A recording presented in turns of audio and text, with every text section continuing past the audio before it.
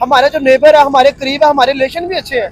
तो जब हम उनके मुल्क में जाते हैं तो हमें उनसे सीखना चाहिए वो कैसे करें। कहते हैं जब किस्मत मेहरबान होती है तो बरसात भी सोने की होती है, और इस वक्त भारत पर भी कुछ ऐसा ही दौर चल रहा है जहां एक तरफ देश का विदेशी मुद्रा भंडार अब तक के सबसे ऊंचे स्तर पर पहुंच चुका है, वहीं दूसरी तरफ दुनिया की अर्थव्यवस्था में भारत का वजन दिन ब दिन बढ़ता जा रहा है। पाकिस्तान के अंदर पहले जब भी मैं कहता हूं कि कोई सिलेंडर फटे तो क्या देते हैं, रा इन्वॉल्व है, मुसाद इन्वॉल्व है इसके अंदर।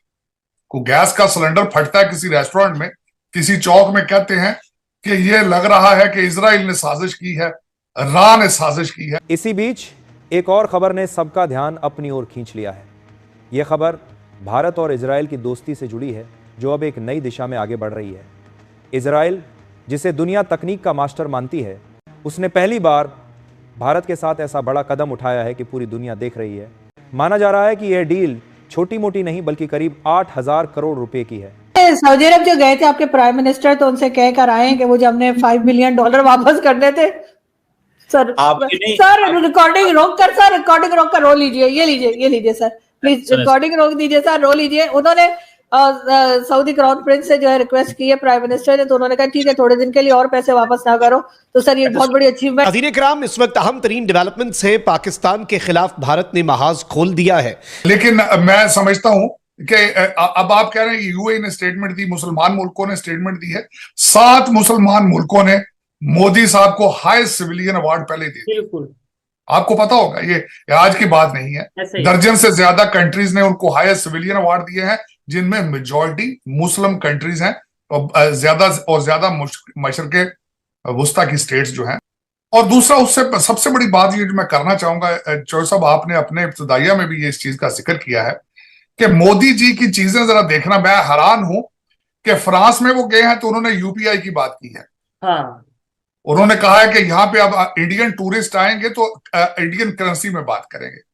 और उसके बाद यूएई में गए हैं, वहां भी उन्होंने अपनी करेंसी की बात की है, ट्रेड की बात की है। 100 बिलियन से ज्यादा ट्रेड उनका टारगेट है।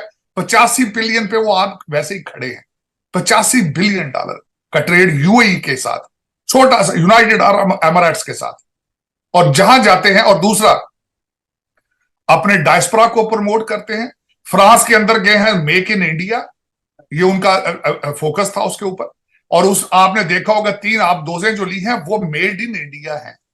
और उसके बाद जो वो वहां से राफेल तैयारे हैं वो भी ज्यादा मेड इन इंडिया होंगे। इजराइल की यह डील टेक्निकली और रणनीतिक रूप से बहुत खास है, क्योंकि इसमें सिर्फ हथियारों की खरीदी नहीं हो रही बल्कि असल में साझेदारी बन रही है।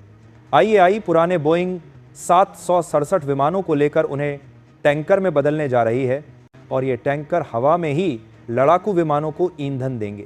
इसका मतलब यह है कि हमारे राफेल और तेजस जैसी मशीनें अब लंबी उड़ानें बिना रुकावट के कर सकेंगी और ऑपरेशंस का दायरा बहुत बढ़ जाएगा। साथ ही सेकेंड हैंड विमान लेने से लागत भी कम रह रही है, इसीलिए यह महंगा प्रोजेक्ट अपेक्षाकृत किफ़ायती बन रहा है। इसी प्रक्रिया में इजरायली तकनीक और भारतीय निर्माण दोनों का मिश्रण होगा, जिससे भारत को सीखने और निर्माण करने का मौका मिलेगा। इस सौदे का करीब 30% हिस्सा मेड इन इंडिया के तहत होगा, और इसका मतलब यह है कि भारत के HAL और कई निजी कंपनियां इस प्रोजेक्ट का हिस्सा बनेंगी। भारत में पार्टरून्स, असेंबली और कुछ स्पेयर पार्ट्स का निर्माण होगा, और इजरायली इंजीनियर स्थानीय टीमों के साथ मिलकर काम करेंगे। इस तरह केवल जेट ही नहीं बनेंगे बल्कि हमारे इंजीनियरों को नई टेक्नोलॉजी समझने और बनाने का अनुभव भी मिलेगा। यह कदम भारत की डिफेंस इंडस्ट्री को मजबूत करेगा और भविष्य में इसी तरह के हाईटेक प्रोजेक्ट्स में हमारी भागीदारी और बढ़ेगी। साथ ही यह घरेलू मैन्युफैक्चरिंग को बढ़ावा देगा और रोजगार भी बढ़ाएगा। रणनीतिक नजरिए से देखें तो मिड एयर रीफ्यूलिंग की क्षमता किसी भी वायुसेना को लंबी दूरी तय करने और लचीलेपन के साथ ऑपरेशन चलाने की शक्ति देती है। अब तक भारत के पास पुराने L-78 टैंकर थे, जिनकी मेंटेनेंस लागत ज्यादा और रिलायबिलिटी कम थी, इसीलिए ये विकल्प सीमित थे। नए टैंकरों से हमारी रेंज बढ़ेगी और इंडो पैसिफिक के किसी भी हिस्से में मिशन करने की क्षमता बेहतर होगी। भारत की तमाम तर जंगी तैयारियां इस जानिब एक बहुत क्लियर इंडिकेशन है कि इंडिया कुछ बहुत बड़ा प्लान करके बैठा है। उससे पहले अमेरिका गए थे। जेट टेक्नोलॉजी जो संबल जेट इंजन होंगे वो मेड इन इंडिया होंगे। अब मैं उस पर यही कहूंगा मेरे आपसे बल्कि क्वेश्चन है ये चोई साहब, आपने आज तक, आज की डेट तक किसी पाकिस्तानी लीडर के मुंह से सुना है मेक इन पाकिस्तान? आपने किसी लीडर के मुंह से सुना है लेट्स डिजिटाइज पाकिस्तान? किसी लीडर ने आज तक ये चीखते हैं कि टैक्स लोग नहीं देते, टैक्स लोग नहीं देते? तो यहां पे यूपीआई के बराबर कोई चीज आप बना लें ताकि लोग डिजिटाइज हो जाए और हर चीज रैकेट के ऊपर आ जाए। ब्राजील कॉपी कर रहा है भारत के यूपीआई सिस्टम।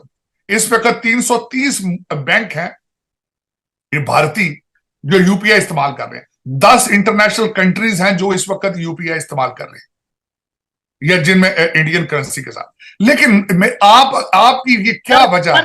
और इसने चीन और पाकिस्तान दोनों को बेचैन कर दिया है, क्योंकि इस सौदे का लगभग 30% हिस्सा भारत में ही बनेगा।